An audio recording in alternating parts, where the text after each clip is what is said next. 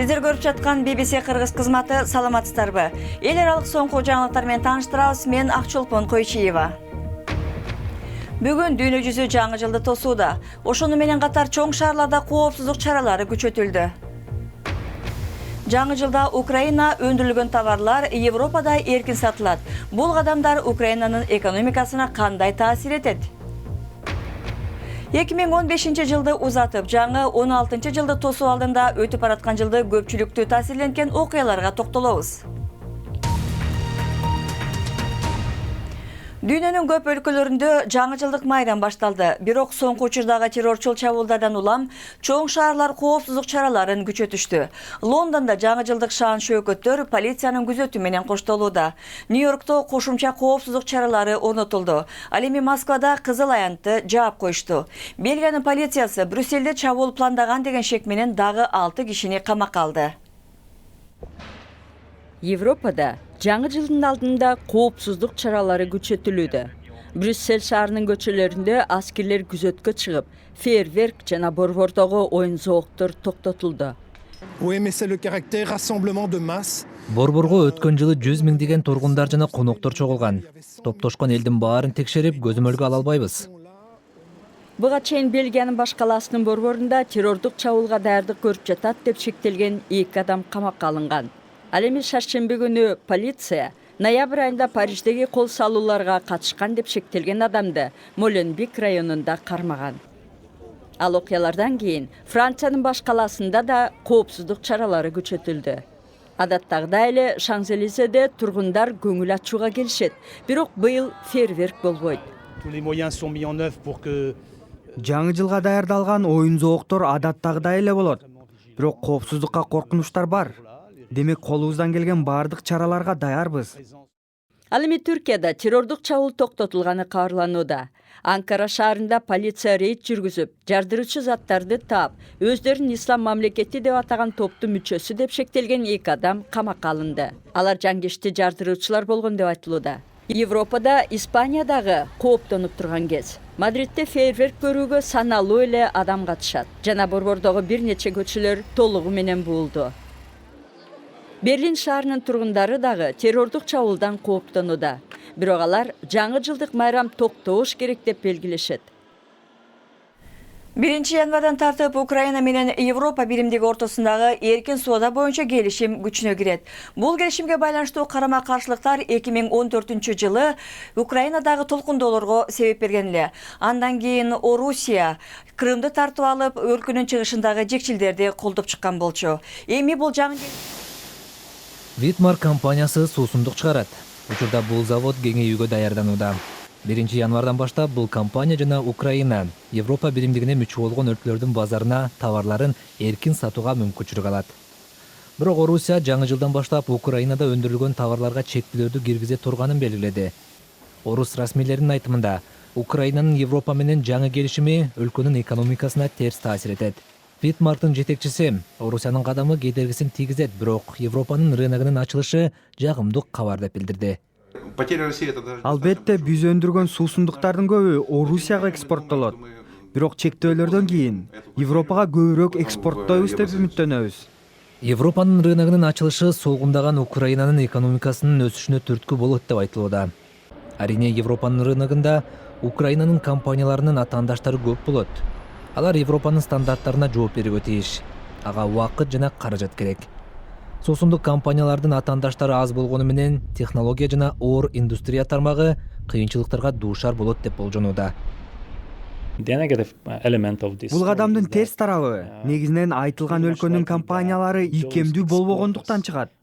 Алар атаандаштык курч болгон рынокко кирип жатат. Андагы шарттарга көнүү үчүн көп каражат талап кылынат. Украинада Европа менен эркин соода жүгүртүү ондогон жылдар бою кызуу талкууланып келген. 2 жыл мурун өлкөнүн мурдагы президенти буга окшош келишимди бузгандан кийин жергиликтүүлөр демонстрацияга чыгышкан. Бирок алардын Европадагы келечеги кандай болору бөдөмөк бойдон. Лондондан түз эфирде BBC жаңылыктарын көрүп жатасыздар, берүүнү улантабыз. Пакистан менен Афганистан чегарада тирешүүнү кыскартуу максатында аскердик командирлери ортосунда түз байланыш телефонун уюштурду. Пакистан аскери өкүлү билдиргендей, чегара аймагында кызматташууну жакшыртуу үчүн биринчи жолу мындай байланыш колдонулуп жатат. Бул тууралуу келишимди Пакистан армиясынын башчысы Рахил Шариф Кабулга иш сапары менен барганда кабыл алышты. Нигериан президенти Мухаммаду Бухари мындан 1,5 жыл мурун барымтага алынган 200 чамалуу окуучу кыздарды бошотуу боюнча Боко Харам исламчыл уюму менен сүйлөшүүлөрдө эч кандай шарттарга моюн сунбай тургандыгын айтты. Телемаегинде президент Бухари адегенде сүйлөшүүгө Боко Харамдан келе турган лидерин аныктоо зарыл деди. Кыздар кай жакта экени жана алардын акыбалы тууралуу эч кандай маалыматтарым жок, деди президент. Индияда учак менен бараткан жүргүнчү учакта келемиш жүргөнүн көрдүм деп айткандан кийин учак артка кайтууга мажбур болду. Индия аба жолдорунун учагы Мумбайдан Лондонго келаткан эле. Учакты текшергенде андан келемиш табылган эмес, бирок аны баары бир түтөтүп чыгышмакчы. Келемиш учактын проводдорун чайнап, чоң коркунуч келтириши мүмкүн. Жыл жаңыраарына саналуу сааттар калды. Дүйнө элдери жаңы жыл кандай жаңылыктарды алып келет деп тилек кылуу менен бирге өткөн жылга дагы сереп салууда. 2015-жылы Непалдагы жер титирөө, мигранттар кризисинен тартып Париж чабуулдарына чейин чоң окуяларга күбө болдук. Ошону менен бирге көңүл жубаткан жаңылыктар дагы болуп жатты. Эмесе чогуу карап көрөлү.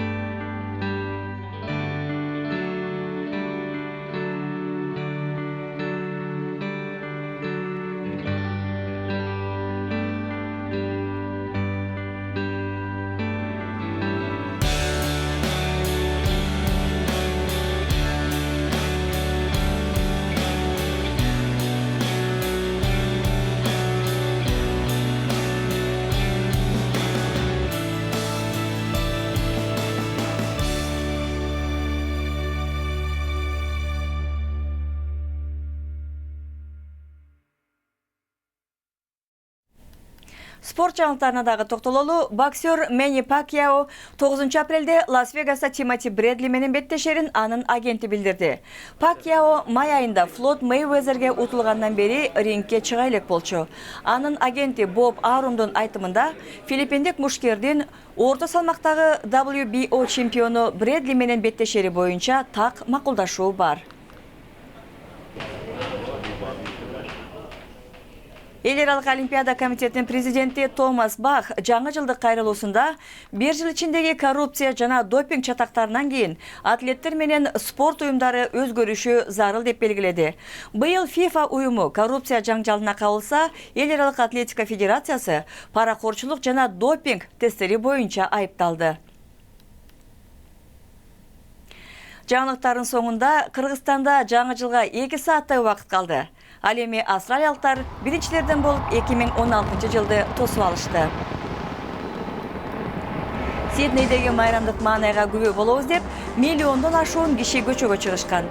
Түркүн түстөрдүн шаркыратмасы Харбар көпүрөсүнөн агылууда.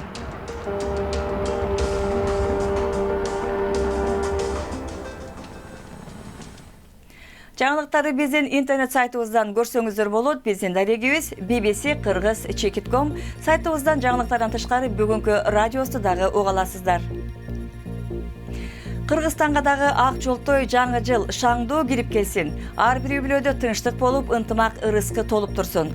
Лондондогу командабыздын атынан сиздерге жакшылыктарды каалайм. Жаңы жылыңыздар менен урматтуу мекендештер. Программаны алып барган Акчолпон Койчиева.